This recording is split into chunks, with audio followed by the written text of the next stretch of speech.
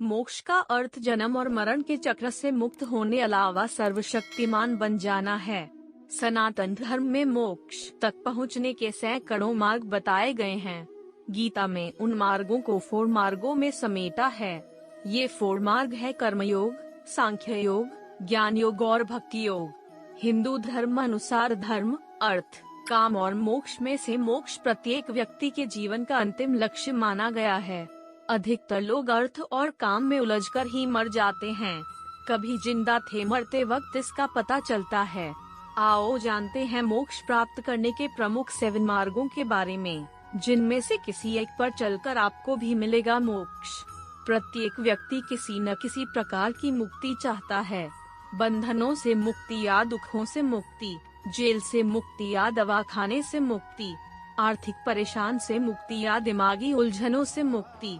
आप मनुष्य बन गए इसीलिए क्योंकि आप किसी अन्य पशु या पक्षी के शरीर में होने से मुक्ति होना चाहते थे। मनुष्य होने का मतलब यह है कि आप पशु या पक्षी की योनि से मुक्त हैं। इस तरह मनुष्य से आगे भी जहाँ और है। संपूर्ण दुखों से छुटकारा पाकर देवत्व को प्राप्त करना। यदि आप मुक्ति नहीं चाहते हैं तो आपको दान, पुण्य, तीर्थ, क्रियाकर्म, श्राद्ध आदि सभी धार्मिक कार्य छोड़ देना चाहिए। संध्या वंदन, 8 प्रहर की संधि में प्रातः, मध्य और संध्या काल की संध्या वंदन महत्वपूर्ण होती है। इसे त्रिकाल संध्या कहते हैं। संध्या वंदन ईश्वर या स्वयं से जुड़ने का वैदिक तरीका है। भक्ति भी मुक्ति का एक मार्ग है। भक्ति भी कई प्रकार ही होती है। इसमें श्रवण, भजन कीर्तन, नाम जप, स्मरण, मंत्र जप, पाद सेवन, अर्चन, वंदन, दास्य, सख्य, पूजा, आरती, प्रार्थना आदि शामिल हैं। योग अर्थात मोक्ष के मार्ग की सीढ़ियाँ। पहली सीढ़ी यम, दूसरी नियम, तीसरी आसन मुद्रा, चौथी प्राणायाम क्रिया, 5वीं प्रत्याहार, 6ठी धारणा, 7वीं ध्यान और 8वीं अंतिम सीढ़ी समाधि अर्थात मोक्ष। ध्यान का अर्थ शरीर और मन की तंद्रा को तोड़कर होशपूर्ण हो जाना। ध्यान कई प्रकार से किया जाता है। इसका उद्देश्य साक्षी भाव में स्थित होकर मोक्ष को प्राप्त करना होता है।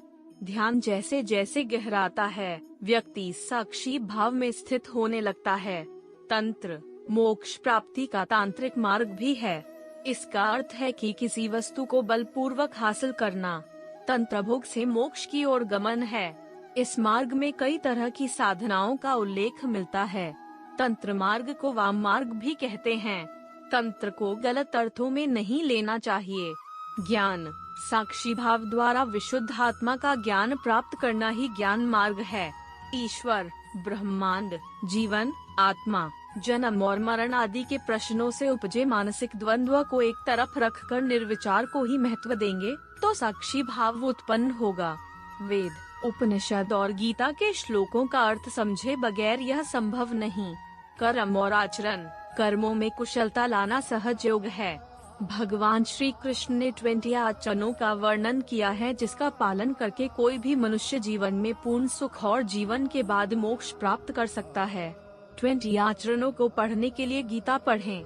भाग्यवादी नहीं कर्मवादी बने। ये है 20 आचरण। अमानित्वम अर्थात नम्रता, अदम्भितम अर्थात श्रेष्ठता का अभिमान न रखना, अहिंसा अर्थात किसी जीव को पीड़ा न देना, शांति अर्थात क्षमा भाव, आर्जव अर्थात मन, वाणी एवं व्यवहार में सरलता, आचार्योपासना अर्थात सच्चे गुरु अथवा आचार्य का आदर एवं निस्वार्थ सेवा, शौच अर्थात आंतरिक एवं बाह्य शुद्धता, स्थैर्य अर्थात धर्म के मार्ग में सदा स्थिर रहना, आत्मविनिग्रह अर्थात इंद्रियों वश में करके अंतःकरण को शुद्ध करना, वैराग्य इंद्रियार्थ अर्थात लोक परलोक के संपूर्ण भोगों में आसक्ति न रखना, अहंकारहीनता झूठे भौतिक उपलब्धियों का अहंकार न रखना, दुख दोषानुदर्शनम अर्थात जन्म, मृत्यु, जरा और रोग आदि में दुख में दोषारोपण न करना, असक्ति अर्थात सभी मनुष्यों से समान भाव रखना, अनभिष्वंगश अर्थात सांसारिक रिश्तों एवं पदार्थों से मोह न रखना।